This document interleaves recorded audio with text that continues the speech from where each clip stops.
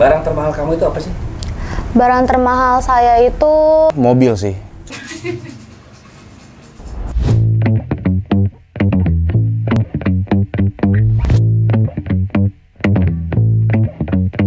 Halo, nama saya Novika Aulia Syahbani. Saya berprofesi sebagai medis. Halo, nama saya Lili dan saya berprofesi sebagai karyawan. Halo, nama saya Rizka Novita, profesi saya entrepreneur. Halo, aku Sheila sebagai mahasiswi. Halo, nama gue Anda. Pekerjaan gue digital creator. Barang termahal yang pernah saya beli adalah sebuah motor. Barang termahal gue mobil sih. Handphone sih. Barang termahal aku itu sneakers. Jam tangan. Dia itu harganya 6-8 juta. Waktu itu saya membeli dengan harga 22 juta. Gak nyampe 1 juta. 5-6 jutaan. Harganya ya lumayan lah, 100 jutaan. Tidak, karena sesuai dengan fungsinya. Menurut aku sih mahal, 5 juta itu. Fair enough sih, karena aku butuh dan aku perlu, jadi aku beli gitu. Menurut aku sih lumayan mahal ya, karena itu sebagai reward to myself dari hasil kerjaku sambil kuliah. Kalau menurut gue pribadi sih mahal ya, karena gue susah juga untuk mendapatkan barang itu. Beli barang murah tapi nyaman. Barang murah tapi nyaman. Beli barang murah tapi nyaman. Murah tapi nyaman sih. Gue nggak ngeliat murah atau mahalnya. Kalau misalkan gue suka dengan harga sekian, ya gue beli. Karena sesuai dengan fungsinya. Sehingga worth it untuk dibeli, jadi balance antara harga, fungsi, dan kebutuhan. Karena menurut aku, value seseorang itu tidak dilihat dari sebranded apa barang yang dia pakai, atau semahal apa barang yang dia pakai, tapi dari karakter seseorang. Karena menurut aku selagi dia bahannya bagus, tapi harganya nggak terlalu mahal, kenapa enggak buat dibeli gitu. Dan aku tuh tipe orang yang kalau emang selagi bagus, murah, pakai gitu. Aku nggak terlalu mentingin harga sih. Karena kalau beli barang mahal itu dibawanya kayak was-was aja. Mungkin memang sebagian mengatakan bahwasanya harga menentukan sebuah kualitas, tapi tidak menjamin kenyamanan. Jadi tidak semua barang mahal memberikan kenyamanan dan tidak semua barang murah tidak memberikan kenyamanan. Sehingga kalau diharuskan saya untuk memilih, maka lebih memilih untuk beli barang murah tapi nyaman untuk digunakan. Nabung dulu. Aku nabung sih. Nabung dulu ya. Jika memang urgent banget, saya bakalan langsung beli tanpa harus menabung. Bisa dua-duanya sih. Kalau misalnya aku memang butuh, urgent, dan aku punya cash flow yang cukup, aku beli. Tapi kalau misalnya itu bukanlah sebuah kebutuhan, melainkan sebuah keinginan, misalnya aku punya impian, aku pengen punya mobil, gitu kan, for example, ya aku tabung. Karena menurut gue itu mahal, jadi gue harus nabung dulu untuk dapetin barang itu. Karena aku nabung dari hasil gaji kerja aku sambil kuliah, dan daripada aku buang foya-foya di makanan, mending aku jadiin sebagai reward to myself. Karena kalau misalkan langsung beli itu budgetnya tuh karena kadang nggak ada, kadang ada, jadi mendingan ditabung dulu aja sih.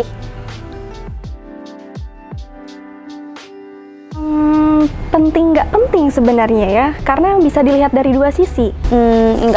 Enggak, aku nggak terlalu penting mamerin barang-barang, karena aku tuh mikir kalau aku mamerin, di atas aku tuh ada lagi orang yang jauh lebih banyak uangnya dan bisa beli barang yang aku punya.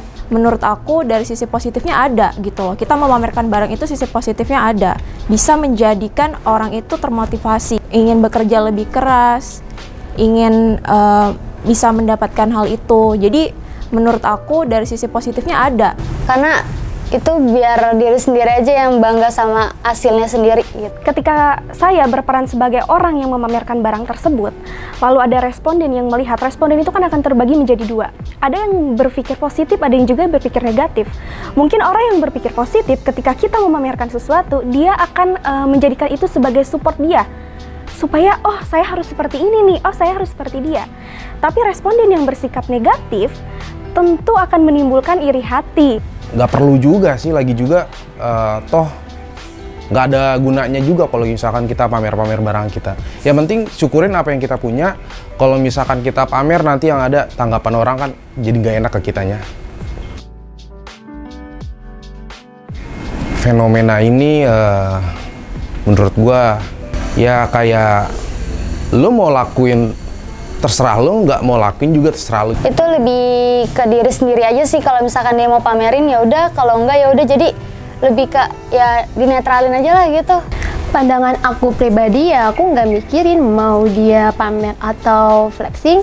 Menurut aku tuh fokusnya udah sama diri aku aja. Aku nggak usah mikirin atau ngurusin orang yang pamer ini itu. Enggak, aku lebih ke bodo amatan sih. Hal ini memberikan dampak yang cukup ekstrim untuk para penontonnya. Karena ketika saya melihat satu konten yang dimana orang tersebut memamerkan contoh harta kekayaannya, banyak para netizen di sana yang berkomentar bahwasanya apaan sih OKB gitu kan, rata-rata memberikan dampak, memberikan komentar seperti itu. Kalau aku pribadi melihat itu sebagai sebuah motivasi. Aku melihat itu sebagai sebuah motivasi.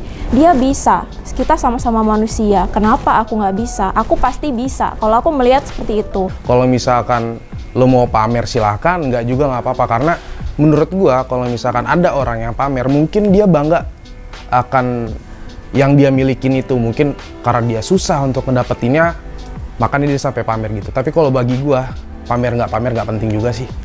Gitu. Oke, teman-teman, dalam hidup itu ada orang benaran, ada orang yang pura-pura. Orang-orang yang hidup beneran aslinya itu biasanya sangat menyukai privasi. Orang-orang yang bahagia, orang-orang yang kaya itu sangat menyukai privasi dalam hidupnya. Dia tidak suka menunjukkan itu, dia suka sembunyikan. Kalau dia punya banyak harta, dia punya banyak investasi, jangankan orang banyak, bahkan kadang keluarganya saja tidak tahu. Itu orang yang beneran kaya, orang yang beneran punya. Oke? Tapi ada pula orang yang pura-pura. Orang yang pura-pura itu biasanya orang yang pengen banget terlihat punya, terlihat kaya, terlihat keren, terlihat wow, gitu ya. Kenapa? Karena memang dia nggak punya. Bahkan kita pernah dapat data tuh, ada orang yang rela nyewa demi terlihat kaya. Ada orang rela sewa demi terlihat keren, wow, kan gitu. Hidup itu beneran, bukan pura-pura. Hidup itu nyata, ya, bukan mitos. Maka orang yang hidup bahagia adalah orang yang hidup beneran. Orang yang hidup nyata-nyatanya. Bukan orang yang pura-pura. Ini yang diajarkan di dalam teori kehidupan.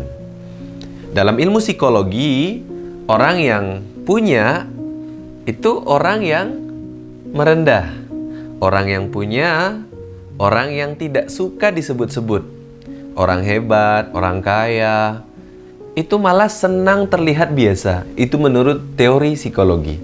Sementara orang-orang yang tidak punya suka sekali dilihat dia hebat, dia keren, dia punya, dia kaya. Maka dia suka pamer tuh. Nih loh, bajuku mahal. Nih loh, sepatuku mahal. Nih loh, tasku, motorku, mobilku. Dalam teori psikologi. Dalam Islam mengajarkan kita untuk menjadi orang kaya.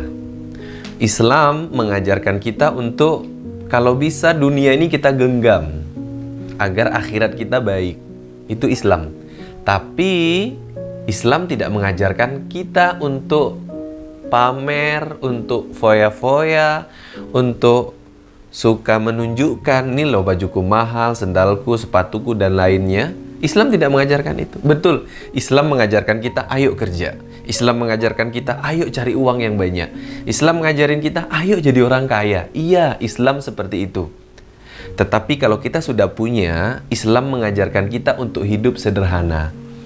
Dalam sebuah hadis qudsi diceritakan, Allah bilang ke malaikat, malaikat, kamu kalau lihat orang, kamu kalau lihat manusia, meninggi dia, pamer dia, unjuk dia, sombong dia, rendahkan, hinakan hidupnya. Allah yang perintahin malaikat Kalau ada orang yang suka meninggi, kalau ada orang yang suka pamer, kalau ada orang yang suka menunjukkan ya kelebihannya dalam masalah harta dan prestasi, Allah bilang rendahkan dia, hinakan dia, kata Allah. Tapi Allah juga bilang sama malaikat tuh, kalau ada manusia, dia merendah, dia punya nih, dia merendah, dia tidak mau pamer, dia terlihat sederhana saja, dia terlihat biasa saja, maka Allah bilang ke malaikat, tinggikan dia, muliakan dia. Oke?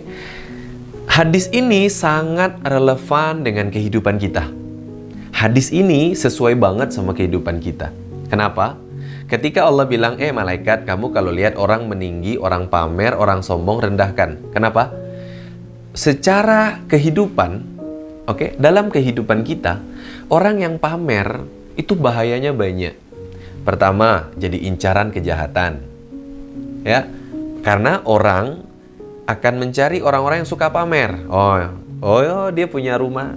Oh, dia punya mobil. Oh, punya motor. Oh, sepatu. Satu. Yang kedua, ada orang hasad. Ya, hasad itu adalah keinginan orang agar nikmat yang didapat orang lain hilang. Itu hasad. Bahaya. Hasad ini berbahaya sampai kita di dalam Al-Quran surah Al-Falaq ayat ke-5 diajarkan untuk berlindung dari hasad. Kenapa? Hasad ini memang bisa membuat kita sengsara. Bahaya. Jadi kalau kita pamer, kita suka menunjukkan kekayaan kita, barang-barang mahal kita, berbahaya. Kenapa? Karena orang bisa jahat ke kita, orang bisa hasad ke kita. Lebih parahnya lagi apa? Orang-orang akan menjadikan kita sebagai tempat bergantung dalam kehidupan. Dengan kedok sedekah, dengan kedok minta bantuan pesantren, panti asuhan gitu ya, dan lain sebagainya, berlindung dia ke kita, bergantung dia ke kita, padahal itu tidak baik. Itu tidak baik. Maka kita jaga hidup kita untuk tetap sederhana. Ingat, ada seorang presiden di Amerika Selatan, Presiden Uruguay tepatnya. Beliau seorang presiden, tapi beliau mengambil secukupnya saja, selebihnya untuk sosial. Kemudian uang beliau pakai untuk kehidupan, dan mobil beliau sangat sederhana. Satu kata beliau yang sangat terkenal apa? Orang miskin adalah orang yang bekerja tapi tidak pernah cukup. Orang kaya adalah orang yang senantiasa merasa cukup walaupun memiliki apapun tidak seberapa. Mudah-mudahan kita dihindarkan dari sikap suka pamer dan unjuk kebolehan dalam masalah harta.